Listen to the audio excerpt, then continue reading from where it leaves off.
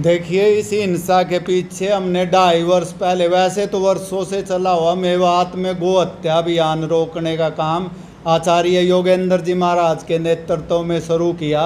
जब हम वहाँ लोग गए तो 2000 गायें रोज कटती थी। वहाँ के जो बजरंग दल के, आरएसएस के या हिंदू समाज के लोगों ने कहा भाई इस कलंक को मिटाएंगे।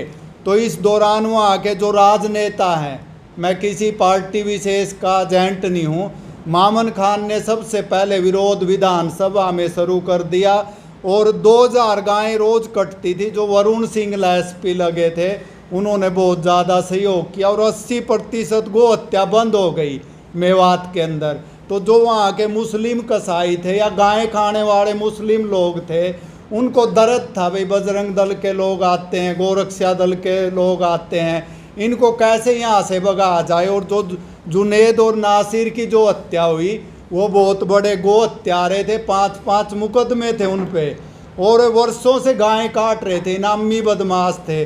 जब उनका कहीं टकराव हुआ, किससे हुआ, अभी सीबीआई जांच की हमने मांग की है बार बार। वो भिवानी के पास जले हुए उनके कंकाल मिले। उसके बाद से पूरे देश के, पूरे संसार के मुसलमान एक हो गए कि 2 मुसलमान जला दिए।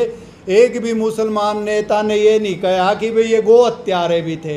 एक भी ओवैसी ने या मामन खान ने ये नहीं बोला कि भाई आप गाय हत्या बंद करो। मेवात में जो गो हत्या हो रही, लव जिहाद है, चोरी है, आप इसको बंद करो। उसकी बजाय उस मुद्दे को इतना हाईलाइट किया हिंदू समाज को, गोरक्षा दल को बदनाम करने के लिए।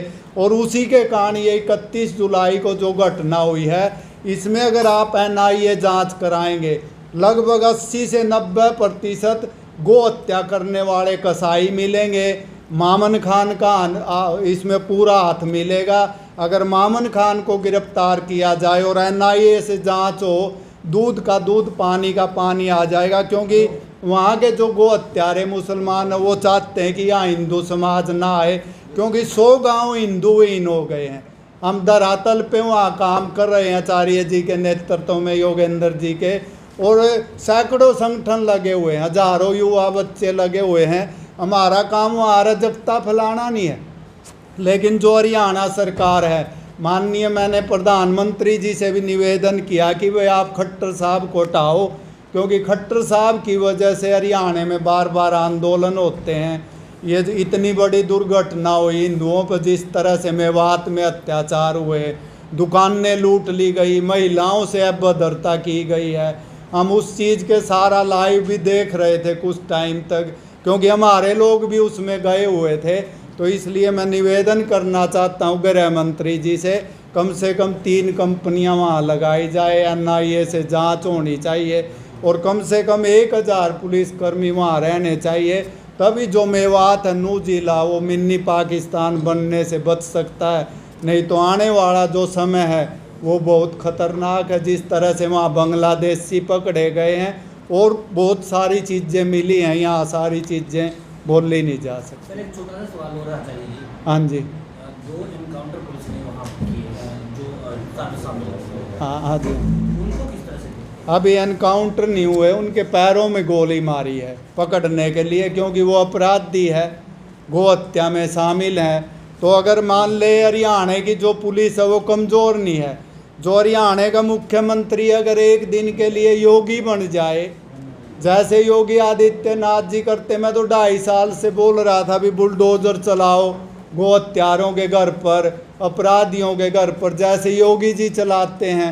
लेकिन मेरी किसी ने नहीं सुनी। मामन खान को गिरफ्तार करो, 2.5 साल से हम चिल्ला रहे हैं, किसी ने नहीं सुनी और उसी की वजह से इतनी बड़ी दुर्घटना हो गई। मामन खान पे भी अब कार्रवाई हो गई और बुलडोजर भी चल गया, पूरी नहीं हुई है, उसको जेल भेजना चाहिए। क्योंकि जब तक आप सच्चाई घटना नहीं जानेंगे, हम मेवात में रह रहे हैं, हमें वहाँ का धरातल का पता है। जब देश आज़ाद हुआ 70 से 80% हिंदू थे कई गाँव में, वो आज 10% रह गए, वो कहाँ चले गए। तो इसलिए वहाँ हिंदू प्रताड़ित है। सरकार को ध्यान देना चाहिए और लगाम लगानी चाहिए अपराध।